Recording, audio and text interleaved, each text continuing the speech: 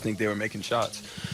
They started really making shots, and not that they weren't in the first half, but they put pressure on us. They went on that run offensively, and we're having to take the ball out of bounds, you know, and bring it up the court against a set defense, which is totally different when, you know, you're getting stops and you're able to maybe run out in transition, get a couple easy ones, and then get guys in rhythm. What was the most challenging thing when they had that little bit of a run there at the top of the fourth quarter? You guys had gotten it to 2, and then about 3 minutes later, it's a 10-point game. It's more frustrating just because I thought, you know, we as a team kind of thought we had kind of conquered that demon as far as having those little 3-4 minute lapses that kind of break the game open, and then we're having to claw our way back. It's I don't know, it's just something that we're going to have to keep harping on where we don't have those lapses, because, I mean, we're like 4 to 5 minutes away from being a really, really good team. You know, but we can't continue to say that it's early in the season, because, you know, these are habits that have kind of carried on for a little while now. So it's definitely something that's correctable, which is the positive thing. But at the same time, it's frustrating that it's kind of the same thing that we continue to go through, that little 4 or 5 minute lapse of, for whatever reason, they just kind of go on a run. I apologize, I missed the start of your media exchange here, but what was it, if anything, that was special in the way that the ball found you tonight? It wasn't. The ball just went in tonight. It wasn't me being in a different spot. It wasn't,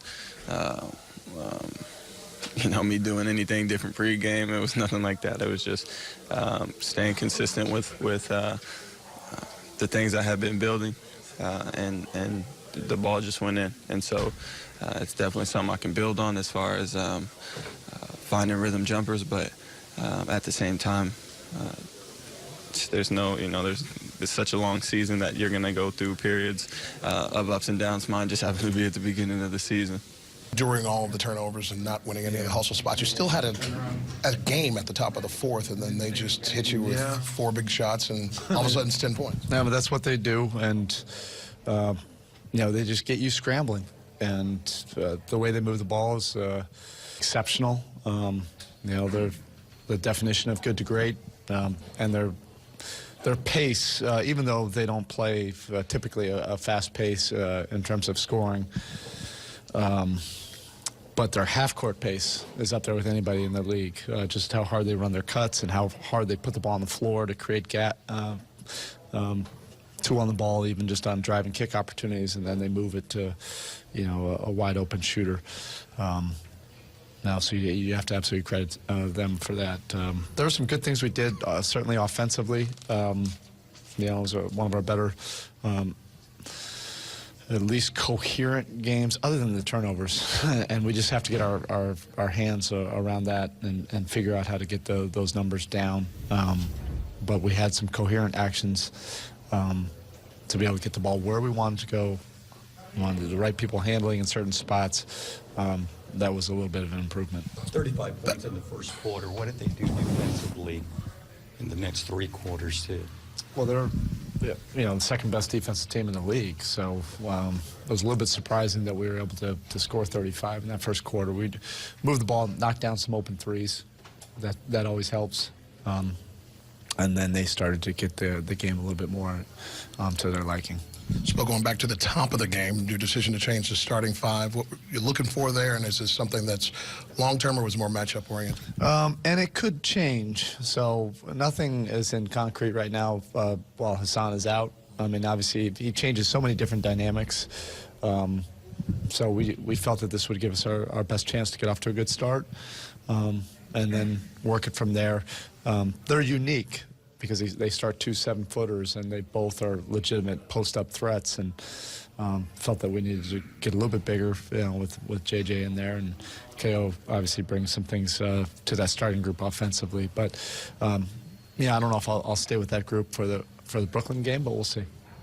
Was it sort of situational because of the size, and might you wind up with situational lineups going forward, at least till Hassan comes back? Yeah, it might have to be that way. Obviously, I'll give it a lot more thought than right now in front of all of you.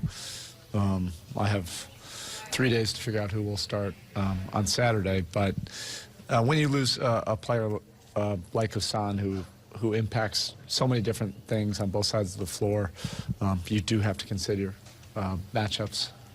Your team isn't the normal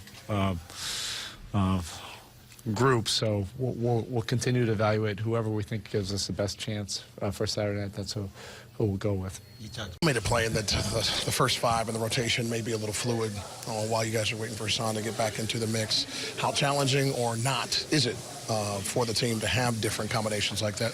I think today was the most comfortable tonight. We knew what our game plan was. We knew we was going to go to our strengths, and I felt like that first half we executed that pretty well. Yeah, you had that, just another one of those 3-minute stretches. At the top of the fourth, you guys had it to 2. They make a bunch of baskets in a row, and all of a sudden it's 10. How close do you feel like you guys are to kind of getting those out of the mix so you're not in those positions? Those just time and score, man. We have to know that we have to value that ball, especially in the fourth quarter. Knowing that we turn the ball over a lot, you know, those are the times where we have to really treat it like it's our life when we have it like that. You know, a couple of errors, a couple of mistakes, and San Antonio is always great at capitalizing on your mistakes. What is the balance between turnovers you can endure and the ones that you know?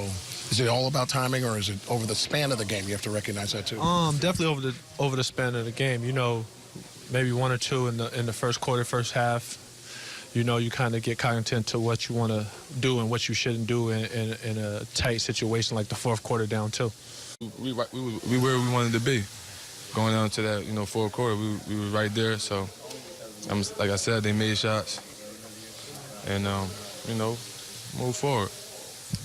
19 turnovers is around, because you guys are so aggressive. You're going to have some, but probably 5 to 7 more than you'd want in a game like this. Yeah, I mean, sometimes it happens when you've been aggressive and you try to make the right play. Sometimes you can just see it late, or, you know, guys do a good job getting their hand in there. And the turnover we got late, the turnovers that we actually did get, that was late in the game when it was almost like over. So, you know, we just got to continue to take care of the ball. You know, we were right up there with the most turnovers, so we're trying to just get that down. You know, the less turnovers, more possessions for us. And, you know, we know that, so we just got to do a good job to try to take care of the ball and be mindful of that. Is there any mentality change that you go about? No, not really. I'm just trying to go out there and, you know, do whatever it is to make a positive impact on the game. 105, Spolestra say time and again, that should be enough for this team with the defensive principles that it wants to have to win a game. The challenge in trying to get it, particularly against a team like this, was where foremost? Yeah, no, they're a good team. If you make mistakes, they're gonna make you pay. They're gonna execute. They're gonna work the ball, get open shots, and make open shots. And you know, when they need a bucket, they know what they're gonna do and where they're gonna go. And they do a good job at that. And then defensively, they fly around, help each other. You know, get lots of deflections, hands on balls. They're really active. But you know, that's somewhere we're trying to get to that level. And you know, it was a good game for us, and we just got to keep getting better.